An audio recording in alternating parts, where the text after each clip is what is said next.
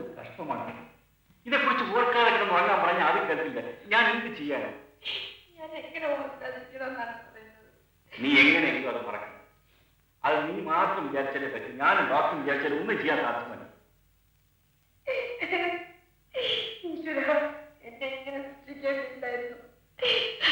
സുലോചന, നീ എന്തായി പറയുന്നത്? നീ ഇപ്പൊ കാണുന്നതും കേൾക്കുന്നതുമൊക്കെ നിന്റെ മനസ്സിന്റെ വെറും സങ്കല്പങ്ങളാണ്. നീ എന്തിനാ ഇങ്ങനെ ഭയപ്പെടുന്നത്?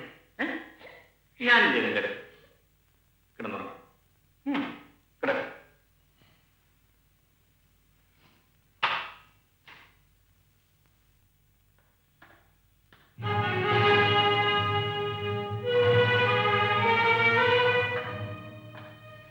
ഭേദഭാസം ഉണ്ടായി കേട്ട ഉടനെ ഒരു മന്ത്രവാദിയെ വിളിച്ചുകൊണ്ടുള്ള നിങ്ങളെ കുറിച്ച് എനിക്ക് അർത്ഥം തോന്നുന്നു. എന്തായാലും ഇങ്ങനൊരു സംഭവം ഉണ്ടെന്ന് പറഞ്ഞാൽ ഞങ്ങൾക്ക് അന്വേഷിച്ച് വരാതിരിക്കായിരിക്കുമോ? ഇവിടെ ഒരു പത്രം ഉണ്ടായിട്ടില്ല. ഇതൊക്കെ അമ്മയുടെയും സുലോചനയുടെയും സങ്കല്പങ്ങളാണ്. അങ്ങനെ പറയുന്നത് അത് നീ കണ്ടുപിടുത്തൊന്നുമല്ല. അപ്പൊ പിന്നെ ആവശ്യമില്ല. ഇതിനെ വലിയ കൊടികെട്ടി പറഞ്ഞ ഭേദങ്ങളെല്ലാം ഓടിക്കുന്നവരായി. പിന്നെ ഇതൊരു പെണ്ണിന്റെ ഭേദം. ഒരിക്കൽ ഞാനൊരു കുസ്തിക്കാരൻ. മിസ്റ്റർ, നിങ്ങൾ അവിടെ ഇരിക്കും. എനിക്ക് നിങ്ങളുടെ കഥ കേൾക്കണം. കഥയല്ല പറയാൻ. ആശാന്റെ കാര്യം പ്രസിദ്ധമാണ്.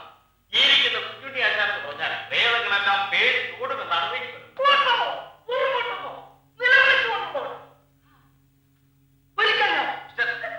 എനിക്ക് നിങ്ങളുടെ കഥ കേൾക്കണമെന്ന് പറഞ്ഞു. പലരും ചെയ്യാൻ ചെയ്തിട്ട് പോകണം. ഞാൻ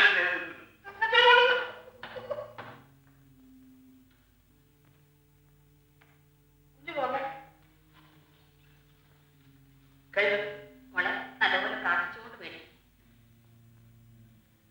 ഇതാണ് കഴുത്ത് കെട്ടിയത്. ഇന്ന് മുതൽ 7 ദിവസത്തിന് സന്ധ്യാസമയത്ത് കുളിച്ച് ശുദ്ധമായി ഏലത്ത് കെട്ടുമ്പോൾ പ്രേതമായി.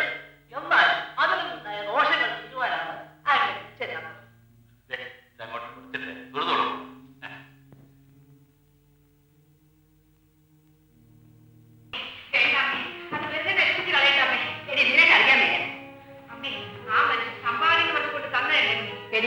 ഇത് അവർക്ക് വേണ്ടി മേടിച്ച് സാരിയാ. അവൾ ഉപയോഗിക്കുന്ന മുമ്പേ അങ്ങ് ചത്തുപോയി. പൊന്നൊന്നും തുണിയൊന്നും പറഞ്ഞാലും പെണ്ണായാലും പെണ്ണിന്റെ പ്രേതമായാലും ഒരുപോലെ. ഈ സാരി ഇരിക്കുന്നിടത്തോളം കാലം അവിടെ പ്രേതം ഇതിന്റെ അകത്തൊന്നും മാറില്ല. ഏലത്ത് കെട്ടിയോണ്ട് നിന്റെ ശരീരത്തൊന്നും അങ്ങ് മാറിക്കളാം. പക്ഷെ ഈ പൊരയ്ക്കകത്തൊന്നും മാറില്ല. അതുകൊണ്ടേ ഇതങ്ങ് നശിപ്പിച്ചു കളയാം. ഇത് ഇവിടെ വെച്ചോണ്ടിരിക്കുന്നത് അവന്റെ ഒരു സംഭാവന.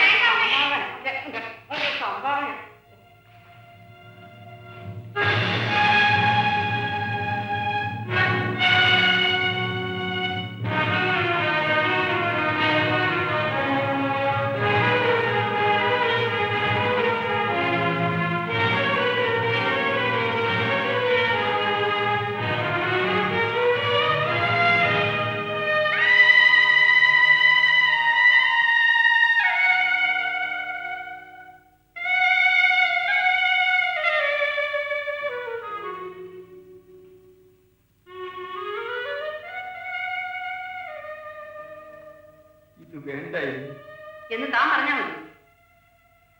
നിങ്ങൾക്ക് ആവശ്യമില്ലെങ്കിൽ ഇതിങ്ങ് തിരിച്ചു തന്നാൽ മതിയായിരുന്നു.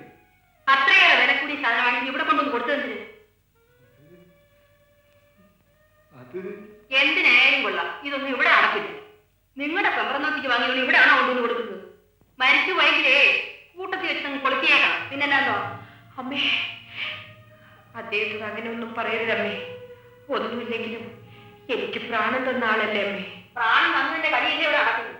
അല്ലെങ്കിൽ തന്നെ പ്രാണൻ തന്നു വെച്ച് ദിവസം പ്രാണൻ ഉണ്ടോ എന്ന് തപ്പി നോക്കാം.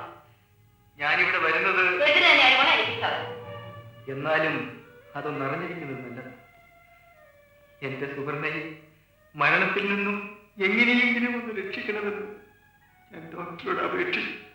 ഇനിയെങ്കിലും സത്യം നിങ്ങളോട് തുറന്നു പറയാതിരിക്കുന്നത് ശരിയല്ല. നിർഭാഗ്യമെന്ന് പറയട്ടെ, നിങ്ങളുടെ ഭാര്യ മരിച്ചുകൊണ്ടിരിക്കുകയാണ്.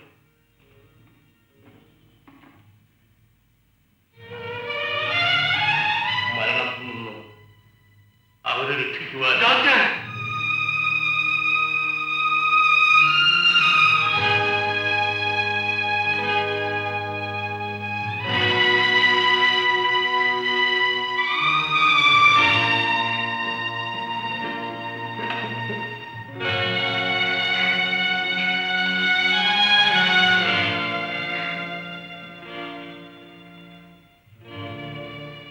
ബലിസ്ഥാനിച്ച് വേണം പോകാൻ. സഹിക്കല്ലാതെ വേറെ മാർഗമില്ല. നിങ്ങളൊരു മഹാമനുഷ്യരാണെങ്കിൽ മെഡിക്കൽ സയൻസിന് വേണ്ടി ഒരു വിലയേറിയ സഹായം ചെയ്യുവാൻ നിങ്ങൾക്ക് കഴിയും.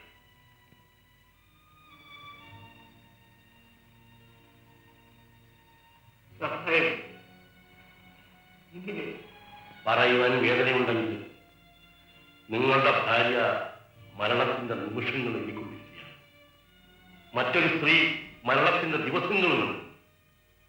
മരിച്ചുകൊണ്ടിരിക്കുന്ന നിങ്ങളുടെ ഭാര്യയുടെ ഹൃദയം കൊടുത്ത് ഹൃദ്രോഗിയായ ആ സ്ത്രീയെ രക്ഷിക്കുവാനുള്ള സന്മനസ് നിങ്ങൾക്കുണ്ടോ എന്നാണ് എനിക്കറിയാം.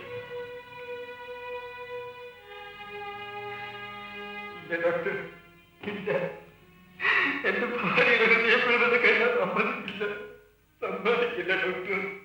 അപ്പോൾ ശ്മശാനത്തിൽ വെന്തിരിഞ്ഞു പോയാലും മറ്റൊരു മനുഷ്യജീവിയെ രക്ഷിക്കുവാൻ വേണ്ടി അത് പ്രയോജനപ്പെടുത്തിക്കൂടാ, അല്ലേ?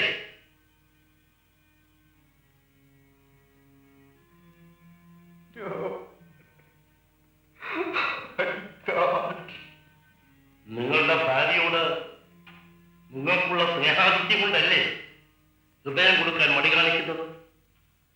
അത് കത്തിച്ചു കളഞ്ഞതുകൊണ്ട് എന്ത് നേടുന്നു?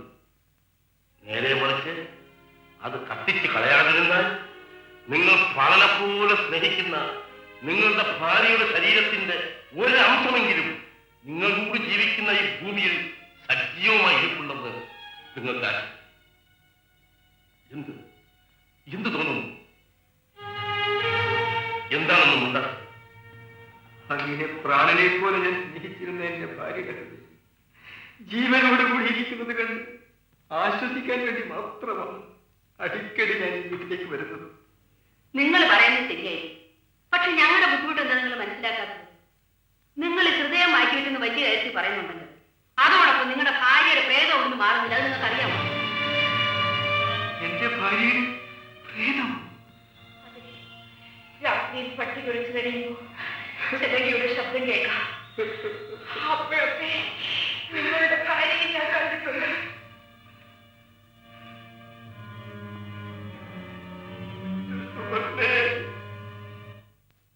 നിങ്ങളെപ്പോലെയുള്ള ഈ തലമുറയിലെ ചെറുപ്പക്കാർ ഇതൊക്കെ വിശ്വസിക്കുന്നു എന്ന് പറയുന്നതാണ്. കാര്യങ്ങളെക്കുറിച്ച് വേണ്ടത്ര വിവരമില്ലാത്ത പ്രായം ചെന്നവർ എന്തെങ്കിലുമൊക്കെ പറയുകയോ വിശ്വസിക്കുകയോ ചെയ്യണം. അത് മനസ്സിലാക്കും. ഇത് മനസ്സിലാകുന്നു. മനസ്സിലാക്കാനൊന്നുമില്ല. അവ പറയുന്നത് സത്യമാണ്.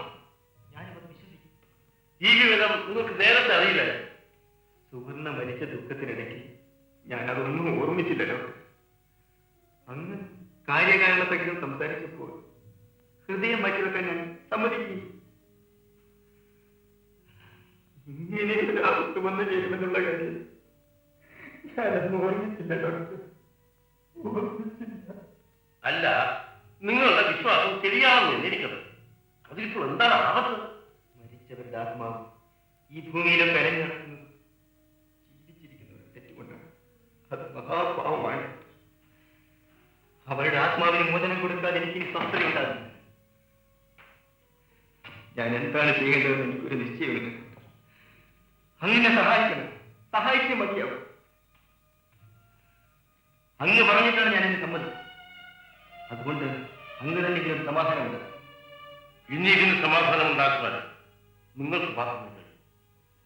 നിങ്ങളുടെ അന്ധവിശ്വാസം ഒന്ന് മാറ്റുക. വേറെ മാർഗമില്ല. ഡോക്ടർ, ഇത് അന്ധവിശ്വാസമാണെന്ന് മാത്രം പറയുന്നു. എന്റെ ദൃഢമായ വിശ്വാസത്തിന്റെ പ്രശ്നമാണ്. ഭാര്യയുടെ ആത്മാവ് ദയവിന്റെ ദുഃഖമൊന്നും മനസ്സിലാക്കണം. ശരി, ഞാൻ മനസ്സിലാക്കുന്നു.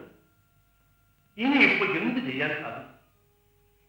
നിങ്ങൾ എഴുതി ഒപ്പിട്ട് തന്നതനുസരിച്ച് നിങ്ങളുടെ ഭാരത ഹൃദയം മറ്റൊരു സ്ത്രീയുടെ ശരീരത്തിൽ എടുത്ത് വച്ചിരിക്കുകയാണ്. അതിപ്പോ തിരിച്ചെടുത്ത് നിങ്ങൾക്ക് തരാൻ സാധിക്കും. എന്ത് ചെയ്താലും തിരക്കേണ്ടി മറ്റൊരുത്തി ജീവിച്ചിരിക്കാൻ വേണ്ടി എന്റെ സുവർണയുടെ ആത്മാവ് കെട്ടിക്കിട്ടാൽ അലഞ്ഞു നടക്കാൻ സമ്മതിക്കില്ല. എങ്ങനെ സമാധാനം ഉണ്ടാക്കണമെന്നും കൂടി നിങ്ങൾ ഹൃദയം എന്ന് പറയുന്നത് തീപ്പൊട്ടിയ മറ്റമാണ്. എങ്കിൽ ഇഷ്ടം പോലെ കൊണ്ടിരുന്നു വയ്ക്കുകയും തീർത്തു മാറ്റുകയും ചെയ്യാമായിരുന്നു. അതൊന്നും ആലോചിക്കേണ്ട കാര്യം എനിക്ക് എന്റെ ഭാര്യയുടെ ആത്മാവിന്റെ മോചനമാണ് നോക്കാൻ. ഈ കാര്യത്തിൽ ഡോക്ടർക്ക് എന്നെ സഹായിക്കാൻ കഴിയുമെങ്കിൽ സ്വയമെങ്കിലും എന്ന് വെച്ചാൽ മറ്റു മാർഗമൊന്നുമില്ലെന്ന് വന്നാൽ ഞാൻ അവളെ കൊന്നുകളയും. ആരാണെന്നുള്ളതൊന്നും എനിക്കൊരു പ്രശ്നമല്ല. ആ ശരീരം വെന്തിരിയുമ്പോഴെങ്കിലും എന്റെ ഭാര്യയുടെ ആത്മാവിന് ഗതി കിട്ടുമല്ലോ.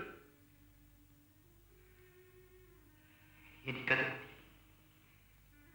അപ്പോൾ നിങ്ങളുടെ ഗതി എന്താകുമെന്ന് നിങ്ങൾ ആലോചിക്കുന്നുണ്ടോ? തൂക്കിക്കൊല്ലുമായിരിക്കും. സാരമില്ല. എന്റെ പ്രാണന്റെ പ്രാണനായ സുവർണയോട് ഞാൻ ചെയ്തിട്ടുള്ള തെറ്റിനുള്ള ശിക്ഷയായി ഞാൻ കണക്കാക്കിക്കോളൂ.